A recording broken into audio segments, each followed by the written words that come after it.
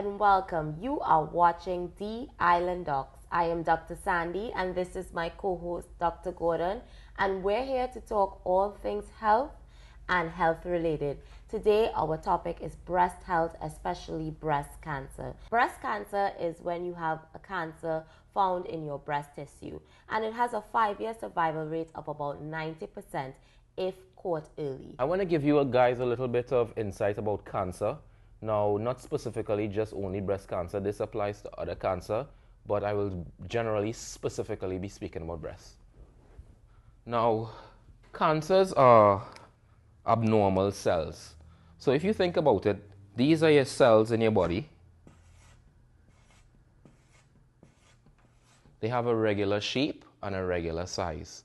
And how the natural body process works is that cells reach a certain life stage, and then they die. But how does your body know when to stop producing cells or for the cells to die? Example, what I mean is, how does your finger know to stop at this length and not continue to grow forever? Or your fingernail? That's because the cell has a cycle and it dies. So what happens is cells are going along doing their merry way. But for cancers, the thing that tells the cell it's time to die, something is wrong with that process. So instead of these cells dying when it should die, they continue to grow. So you get a lot of cells, more than it should be. Now this is called hyperplasia, but don't worry about the terms.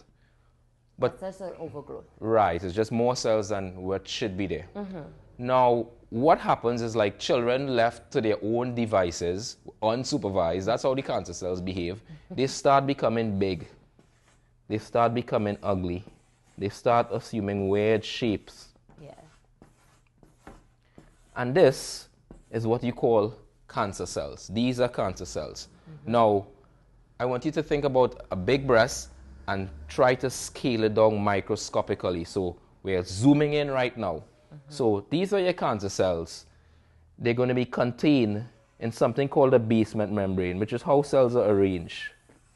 These are the cancer cells, big ugly cells. Now, if we catch your cancer at this stage, it has not crossed the basement membrane. This is called DCIS, ductal carcinoma in situ.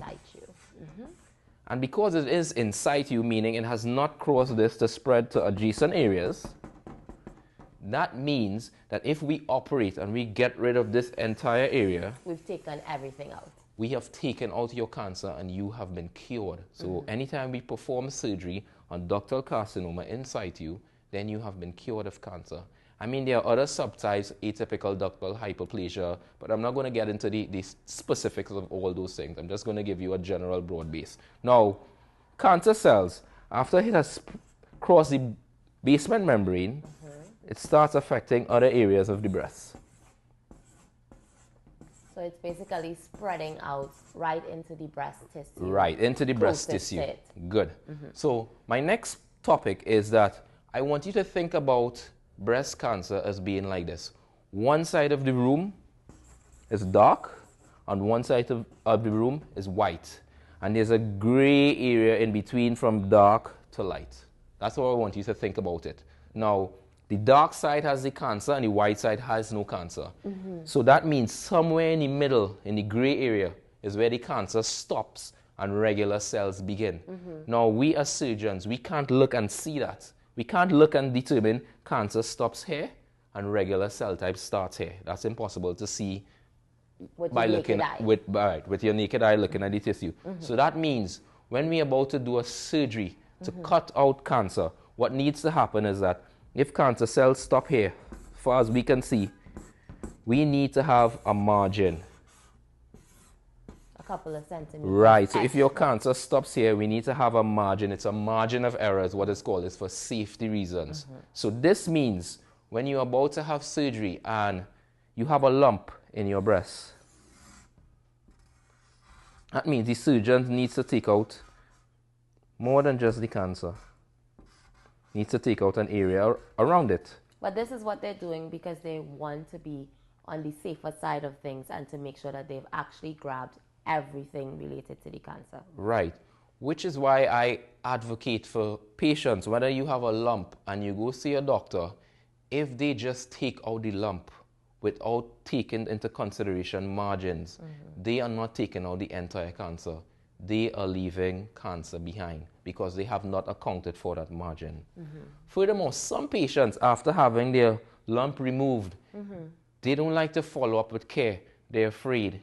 So actually, having just a lumpectomy can't do your patient an injustice because they think their cancer is out, they no longer follow up care, and then there's margins remain and the cancer comes back, and it's a very, very horrible state to leave a patient in. So this isn't the end point of your treatment plan, is what you're saying, Dr. Gordon. After you've had a lumpectomy, there's still more treatment for you to have. Of course, yes, after the lumpectomy. Now, some patients can have a lumpectomy, which is to remove the lump. But what this means is you must take out the lump and you must take out the margins. Also, more importantly, is under the arm. The first place that a cancer spread from the breast is to the axilla or under the arm, right? So whenever you remove the lump, it's called a lumpectomy, you have to address the axilla. You have to address the lymph nodes under the arm. So anybody who's performing surgery and removing a lump from your breast needs to do some axillary work. So patients out there, if you had a breast lump removed, please know if it has a diagnosis of cancer, you need to have some axillary work done. You need to have your lymph nodes removed from under the arm.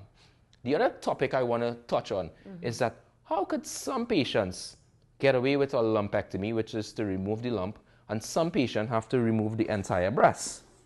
Well, it comes down to margin. If your lump is small and your breast is a significant size, we can remove this lump and have a nice margin and not cause so much of a cosmetic deformity in the breast. Yeah. We can just remove the one lump. But if your lump is this size, and your breast is that size, and your breast is this size, then here, there's no real room for margins. Sure. Plus, you have to think about it in a 3D image. If we try to go deep, so if this is your lump going in this direction, then your margin starts incorporating into your heart. There's only so much tissue that we can remove. So the best case scenario is to actually remove the entire breast. Now, breast work has to be always coupled with axillary work.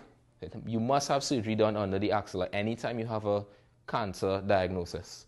So, just to recap, having breast cancer requires two kinds of surgery. You can have the lump removed or you can have the entire breast removed. So we are going to take a break now, but when we come back, we will speak to our breast expert where we'll give you a bit more information about reconstruction after having a mastectomy.